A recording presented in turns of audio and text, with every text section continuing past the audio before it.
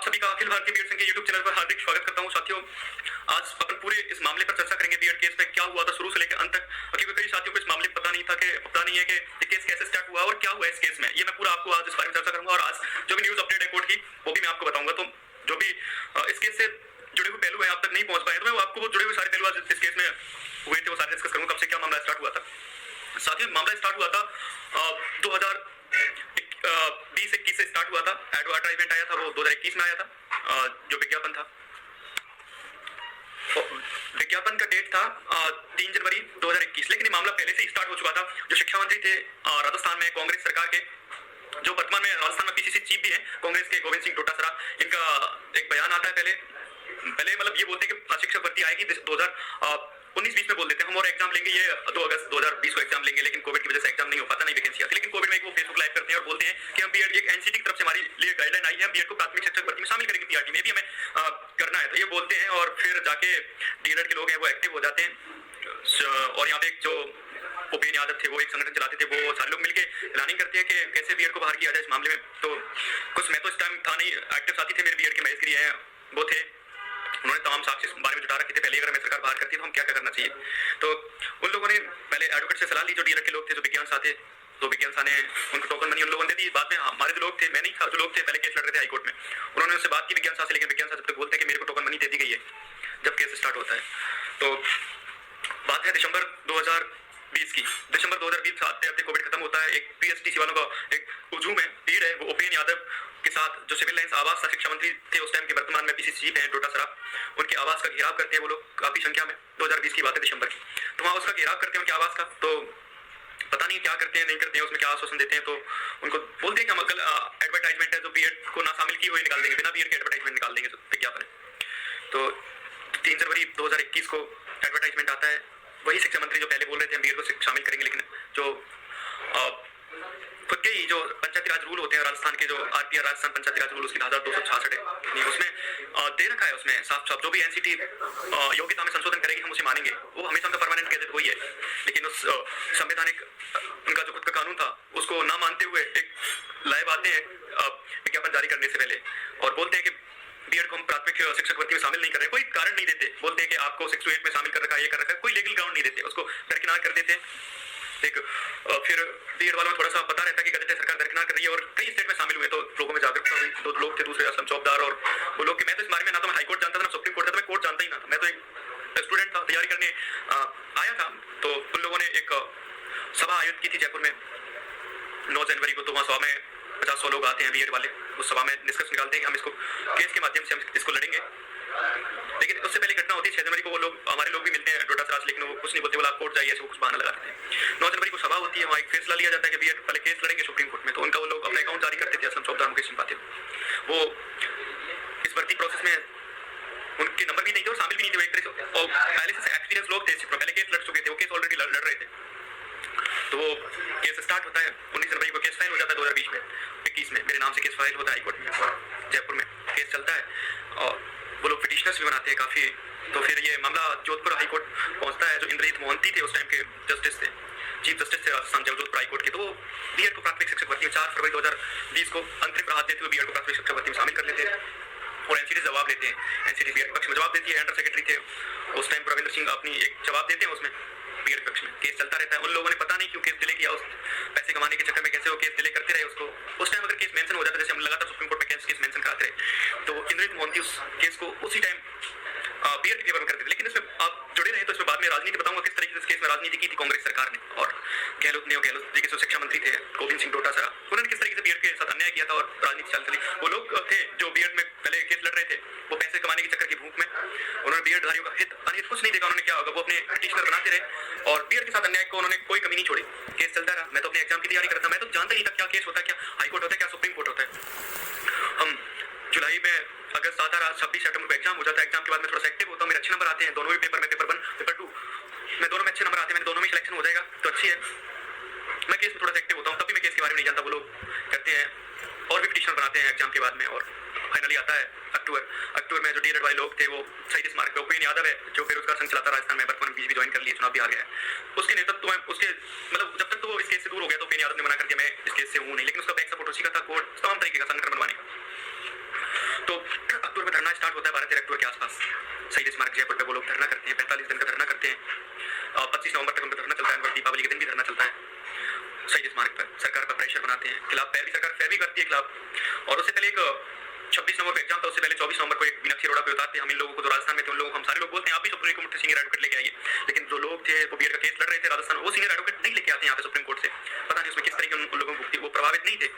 तो वहाँ एक ऑर्डर पारित हो जाता है, जो बेंच थी उस टाइम जोधपुर हाईकोर्ट में, सारे मामले जयपुर से जोधपुर बुला लिए थे। एक ऑर्डर पारित होता है कि बीएड धारियों का रिजल्ट तक स्टे लगा दिया जाए, पेपर इनको एग्जाम में शामिल करने दिया जाए, लेकिन इनका रिजल्ट पे स्टे रहेगा। रिजल्ट आता है 2 नवंबर के आसपास, 2 या 1 नवंबर को रिजल्ट आता है। बीएड का रिजल्ट नहीं आउट किया जाता है, बीएड पॉलिटी का रिजल्ट आउट किया जाता है। फिर उसके बाद हाईकोर्ट में सुनवाई होती है, लेकिन मामला सरकार का पेचीदा होता जा रहा था।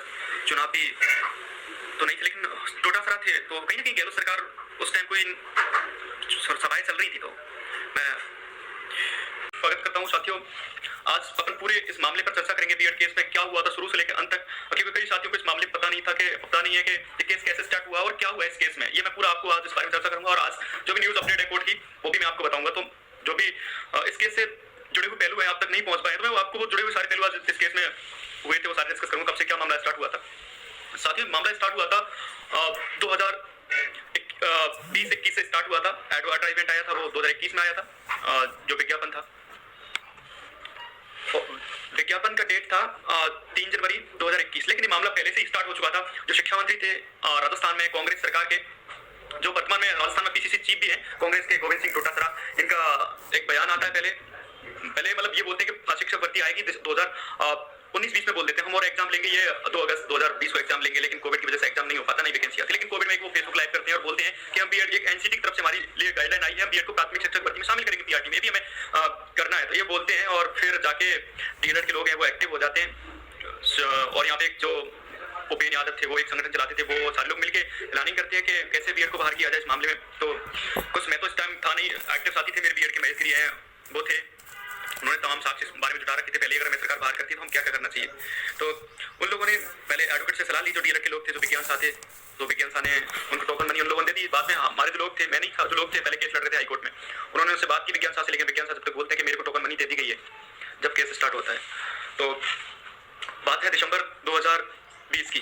दिसंबर 2020 आते आते कोविड खत्म होता है। एक पीएसटीसी वालों का एक हुजूम है, भीड़ है, वो उपेन यादव के साथ, जो सिविल लाइंस आवास था, शिक्षा मंत्री थे उस टाइम के, वर्तमान में पीसीसी हैं डोटासरा, उनके आवास का घेराव करते हैं वो लोग काफी संख्या में। 2020 की बात है दिसंबर की। तो वहाँ उसका घेराव करते हैं उनके आवास का। तो पता नहीं क्या करते हैं नहीं करते हैं, उसमें क्या आश्वासन देते हैं। तो उनको बोलते हैं कि हम कल एडवर्टाइजमेंट है जो बीएड को ना शामिल की हुई निकाल देंगे, बिना बीएड के एडवर्टाइजमेंट निकाल देंगे विज्ञापन है। तो 3 जनवरी 2021 को एडवर्टाइजमेंट आता है। वही शिक्षा मंत्री जो पहले बोल रहे थे हम बीएड को शामिल करेंगे, लेकिन जो खुद के ही जो पंचायती राज रूल होते हैं राजस्थान के, जो आरपीआर राजस्थान पंचायती राज रूल उसकी धारा 266 है, उसमें दे रखा है, उसमें साफ साफ जो भी एनसीटी योग्यता में संशोधन करेगी हम उसे मानेंगे। वो हमेशा उनका परमानेंट गैजेट वही है, लेकिन उस संवैधानिक उनका जो खुद का कानून था उसको ना मानते हुए एक लाइव आते हैं विज्ञापन जारी करने से पहले और बोलते हैं कि बीएड को हम प्राथमिक शिक्षक भर्ती में शामिल नहीं कर रहे। कोई कारण नहीं देते, बोलते हैं कि आपको 6 to 8 में शामिल कर रखा है, ये कर रखा है, कोई लीगल ग्राउंड नहीं देते, उसको दरकिनार कर देते। एक फिर बीएड वालों में थोड़ा सा पता रहता है कि गजट सरकार दरकिनार कर रही है, और कई स्टेट में शामिल हुए तो लोगों में जागरूकता हुई। 2 लोग थे, दूसरे असलम चौकदार और वो लोग, मैं तो इस बारे में ना तो मैं हाईकोर्ट जानता था ना सुप्रीम कोर्ट था, मैं कोर्ट जानता ही ना था, मैं तो एक स्टूडेंट था, तैयारी करने आया था। तो उन लोगों ने एक सभा आयोजित की थी जयपुर में 9 जनवरी को। तो वहाँ सभा में 50-100 लोग आते हैं बीएड वाले, उस सभा में निष्कर्ष निकालते हैं कि हम इसको केस के माध्यम से हम इसको लड़ेंगे। लेकिन उससे पहले घटना होती है 6 जनवरी को, वो लोग हमारे लोग भी मिलते हैं डोटासरा, लेकिन वो कुछ नहीं बोलते, बोला आप कोर्ट जाइए, ऐसे वो कुछ बहाना लगाते हैं। 9 जनवरी को सभा होती है, वहाँ एक फैसला लिया जाता है कि बीएड पहले केस लड़ेंगे सुप्रीम कोर्ट में। तो उनका वो लोग अपना अकाउंट जारी करते थे, असलम चौकदार, मुकेश सिंह पाटिल, वो इस भर्ती प्रोसेस में उनके नंबर भी नहीं थे और शामिल भी नहीं थे, एक तरह से और पहले से एक्सपीरियंस लोग थे, पहले केस लड़ चुके थे, वो केस ऑलरेडी लड़ रहे थे। तो वो केस स्टार्ट होता है 19 जनवरी को, केस फाइल हो जाता है 2020 में, 21 में मेरे नाम से केस फाइल होता है हाईकोर्ट में, जयपुर में केस चलता है और वो लोग पिटिशनर्स भी बनाते हैं काफी। तो फिर ये मामला जोधपुर हाईकोर्ट पहुंचता है, जो इंद्रजीत मोहंती थे उस टाइम के जस्टिस थे, चीफ जस्टिस थे राजस्थान जोधपुर हाईकोर्ट के। तो वो बीएड को प्राथमिक शिक्षक भर्ती में 4 फरवरी 2020 को अंतरिम राहत देते हुए बीएड को प्राथमिक शिक्षक भर्ती में शामिल कर लेते हैं और एनसीटी जवाब लेते हैं।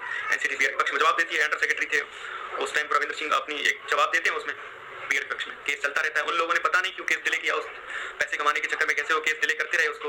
उस टाइम अगर केस मेंशन हो जाता, जैसे हम लगातार सुप्रीम कोर्ट में केस मेंशन कराते रहे, तो इंद्रजीत मोहंती उस केस को उसी टाइम बीएड के फेवर में करते थे। लेकिन इसमें आप जुड़े रहे तो इसमें बाद में राजनीति बताऊंगा किस तरीके से इस केस में राजनीति की थी कांग्रेस सरकार ने, और गहलोत जी के जो शिक्षा मंत्री थे गोविंद सिंह डोटासरा, उन्होंने किस तरीके से बीएड के साथ अन्याय किया था और राजनीति चल चली। वो लोग थे जो बीएड में पहले केस लड़ रहे थे, वो पैसे कमाने के चक्कर की भूख में उन्होंने बीएड धारियों का हित अनिहित कुछ नहीं देखा। उन्होंने क्या होगा, वो अपने पिटिशनर बनाते रहे और बीएड के साथ अन्याय को उन्होंने कोई कमी नहीं छोड़ी, केस चलता रहा। मैं तो अपने एग्जाम की तैयारी करता, मैं तो जानता ही नहीं था क्या केस होता है, क्या हाईकोर्ट होता है, क्या सुप्रीम कोर्ट होता है।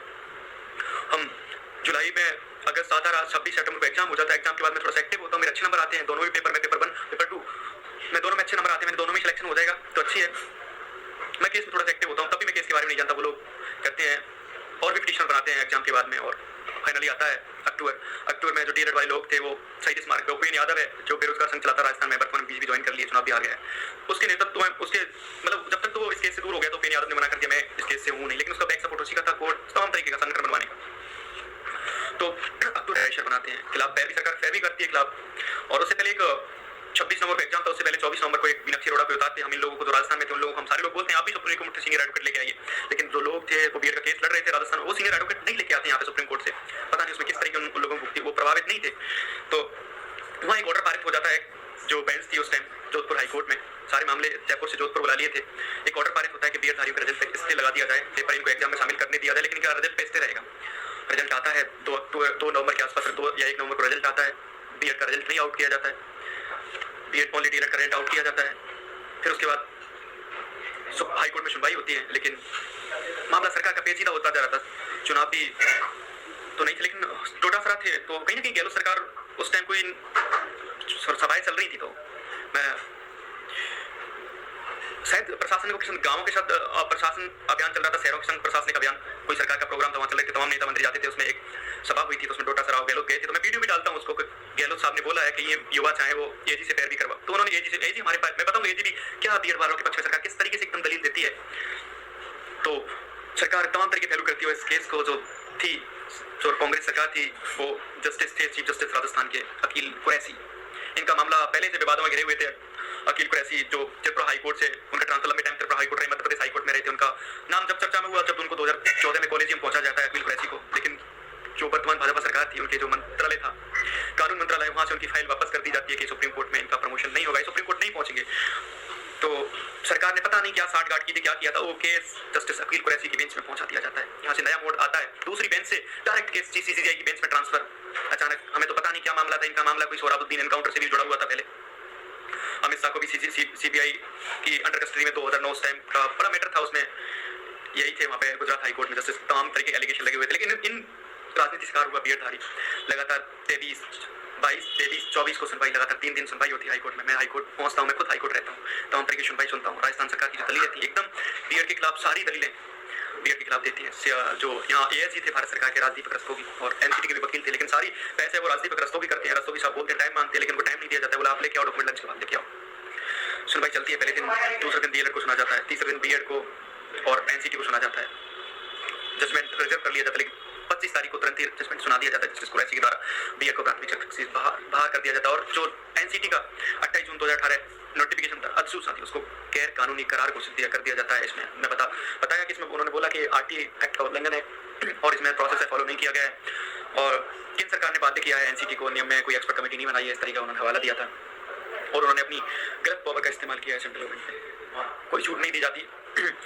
किस तरीके से बीएड वालों को राजनीति का शिकार किया गया। दूसरी बेंच से दूसरी बेंच में अचानक मामला ट्रांसफर, ऐसे मैंने तो कभी देखा नहीं इस तरीके से मामले ट्रांसफर होते हैं। या तो वो जस्टिस रिटायरमेंट हो जाए तब वो मामला ट्रांसफर होते हैं। आप खुद एक बीएड धारी, आप पढ़े लिखे लोग हैं, मैं खुद इस मामले में कई पर सोचता हूँ कैसे मामले मेरे तो आज से ट्रांसफर नहीं होते थे। ट्रांसफर जब मामले होते हैं जब वो जस्टिस रिटायरमेंट हो जाते हैं या फिर कोई सुप्रीम कोर्ट में उनका ट्रांसफर हो जाता है, तब वो मामले दूसरी बेंच में जाते हैं। लेकिन वो मामला जोधपुर हाईकोर्ट की उन बेंच में मंगाया जाता है और उन जस्टिस पर कांग्रेस के समर्थन के आरोपी लगते हैं और फिर वो रिटायरमेंट होते हैं मार्च 2022 में। तो अपने भाषण में कहते हैं ये मेरा लॉर्डशिप डिसीजन मेरी लाइफ का सबसे बड़ा डिसीजन है, जो Rajan Singh Sotiya versus union of India, वो national council for teacher education. लेकिन यहाँ पर वो थे डीएलएड वाले लोग, उस नियम को डबल बेंच में चैलेंज कर देते हैं। इस वजह से राजन सोटिया के नाम से वो था, चैलेंज हुआ था। कोई भी नियम चैलेंज होता है वो डबल बेंच में होता है। तो वहाँ अपना सबसे बड़ा डिसीजन बताते हैं, उस दिन उनका रिटायरमेंट होता है, विदाई समारोह होता है। वीडियो में डालता रहता हूँ ट्विटर पे जस्टिस, वहाँ से मामला खारिज हो जाता है, हम लोग एडवोकेटों से सलाह लेते हैं, मैं थोड़ा सा वहाँ से एक्टिव हुआ था, वो लोग फिर भी एक्टिव थे। ये मामला फिर सुप्रीम कोर्ट में 13 दिसंबर 2021 को फाइल कर दिया जाता है सुप्रीम कोर्ट में। सुनवाई हम वेट करते हैं एनसीटी का, मैं कई बार खुद इस बीच में एनसीटी जाता हूँ, दिसंबर में, जनवरी में एनसीटी से बात करते हैं, आप अपनी एसएलपी लेके जाइए। लेकिन जब भी एनसीटी का जो एवा थी मनीषा तेजस्कारिया, उनका जो हमारे एडवोकेट थे नरेश कौशिक, उनके पास कॉल आता है कि हम भी आ रहे हैं, आप वेट कर लीजिए। हम वेट करते हैं 13 दिसंबर से 31 जनवरी तक वेट करते हैं, जब तक सरकार ने रिजल्ट निकाल दिया था। भर्ती प्रोसेस चल रही थी, भर्ती प्रोसेस, लड़कों में डर का माहौल था कि भर्ती प्रोसेस सरकार पूरी ना कर दे, तो लड़के दबाव बना रहे थे, तमाम तरीके दबाव बना रहे थे, हमने पैसे दिए, आप सुनवाई करवाइए। वकील उस टाइम मना करते सुनवाई मत करावे, लेकिन वो लोग लड़के दबाव डाल रहे थे उन लोगों पर। मैं इस टाइम जब तक केस में एक्टिव उतना नहीं था, सुनवाई के लिए मेंशन करवाया जाता है 1 फरवरी 2 फरवरी 2022 को मेंशन करवाया जाता है केस को, और डायरेक्ट डेट लगती है 4 फरवरी 2022 को डेट लगती है। और इस मामले में जब तक जो बिहार के शिक्षक भर्ती थी उसमें ज्वाइनिंग के लिए वो भी चाहते थे, बिहार वाले लोग थे 6 फेज वाले के मामला डिले हो, जिससे उनको जब तक ज्वाइनिंग मिल जाए।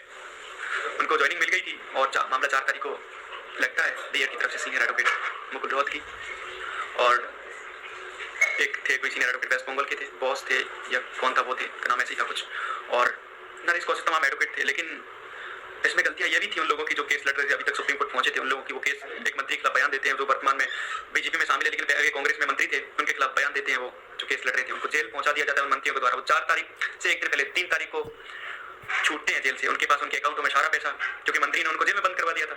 बांसवाड़ा टीएसपी के मंत्री थे, शाम को आते हैं, शाम को ब्रीफिंग नहीं होती जब तक बिना एडवोकेट फीस ना पहुंचे, ब्रीफिंग नहीं होती। शाम को आए थे, शाम को पेमेंट किया, मुकुल रोहतगी ने बोला कि मैं सुबह ब्रीफिंग करूंगा इस मामले का। जो भी मैं मामला बता रहा हूँ एकदम सच्चाई से बता रहा हूँ, मुझे जो मैं था, मेरी आंखों का, मैं इस पूरे केस का चश्मदीद हूँ इसका। तो मुकुल रोहतगी सुबह ब्रीफिंग करते हैं, 9-10 बजे का सुबह का टाइम देते हैं, थोड़ी सी ब्रीफिंग लेते हैं। उस टाइम कोविड का दौर चलता था, जो सुनवाइयाँ थी वो बीसीसी थे, वीडियो कॉन्फ्रेंसिंग सुनवाई थी, तो वो थोड़ी सी देर ब्रीफिंग लेते हैं, शायद 10 बजे के बाद ही ब्रीफिंग लेते हैं, कोई कोर्ट 10:30 बजे स्टार्ट हो जाता है, थोड़ी सी ब्रीफिंग लेते हैं। तो उनको इतना मामला पता नहीं था क्या मामला है वो। सोमवार को केस वैसे ही ज्यादा रहते हैं और वैसे ज्यादा इधर उधर केस रहते हैं। थोड़ी सी देर आए तो उनको यही बता रहे थे, मैं तो थोड़ा लेट हो रहा है, मैं टेम्पू से कोर्ट जा रहा था, तो बता रहे थे, उनको इतना नहीं पता था। वो ऐसे बोल रहे थे सेंट्रल गवर्नमेंट के पास पावर है, वो अमेंडमेंट कुछ बोल रहे थे सेंट्रल गवर्नमेंट के पास, तो अमेंडमेंट की बोल रहे थे, इसमें सेंट्रल गवर्नमेंट के पास पावर अमेंडमेंट ऐसे कुछ बोले, और उधर से कपिल सिब्बल, मीनाक्षी अरोड़ा थी, और लोग अगर पहले पैसे जमा करा देते तो शायद अच्छी ब्रीफिंग हो जाती। और जो मुकुल रोहतगी, उनको स्टे नहीं दिया जाता इस मामले पे, और अगली डेट लगा दी जाती है 22 फरवरी। इस 10 फरवरी को एनसीटी की एसएलपी 3222 आ जाती है एनसीटी। और मेरा मानना ये भी है, मैं उनसे मिला भी था, अगर एनसीटी की एसएलपी पहले लग जाती तो वो जस्टिस थे कोई थॉमस नाम से थे, या फिर क्या नाम था उनका, 3-4 नंबर कोर्ट में बैठते थे, वो रिटायरमेंट हो गए, उनकी बेंच में उनके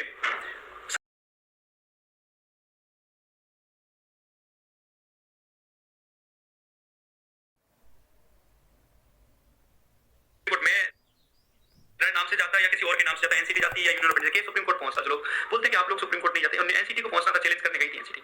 तो ये मामला बरी शरण थे उस टाइम, जो उन्होंने बोला था सीधे के हायर एजुकेशन वालों को कैसे प्राइमरी में ले सकते हैं, पीएचडी वालों को शामिल कर, वैसे एग्जाम्पल दिया था उन्होंने। तो 10 तारीख को एनसीटी अपनी एसएलपी लगा लेती है 3222 के नाम से, नंबर आता है उनका एनसीटी का। 22 जनवरी को सुनवाई नहीं होती है, डिले हो जाता है मामला, फिर डेट लगती है 8 या 6 मार्च के आसपास डेट लगती है। एनसीटी जब तक डिफेक्ट सारे क्लियर हो जाते हैं, 8 मार्च को डेट नहीं लग पाती किसी कारणवश केस को फिर मेंशन करवाया। तो मैं 1 तारीख से 1 मार्च 2022 से 15 मार्च 2022 तक मैं दिल्ली रहा था, होली के दिन से पहले तक इस केस को पूरे मैं एनसीटी जाता बार बार, जबकि अभी तक वो लोग इस केस में शामिल थे जो राजस्थान हाईकोर्ट से वो लोग देख रहे थे। मैं तो एक अभ्यर्थी था, मैं देख रहा था इस मामले को। 15 तारीख को सुनवाई होती है, उस हमारी तरफ से सीए सुंदरम आते हैं, उनको रोहतगी प्रेजेंट नहीं थे उस टाइम, किसी और केस में बिजी थे। सीए सुंदरम अच्छे सीनियर एडवोकेट थे, उन्होंने तमाम बहस की, उन्होंने 1 घंटे बहस हुई थी उस दिन। उनका मामला किसी और बेंच में लगा हुआ था, शुरू बहस करते हैं, जस्टिस मिनिस्टर को कन्वेंशन कर लेते हैं, तमाम तरीके के जजमेंट थे, उनका एग्जाम्पल भी देते हैं।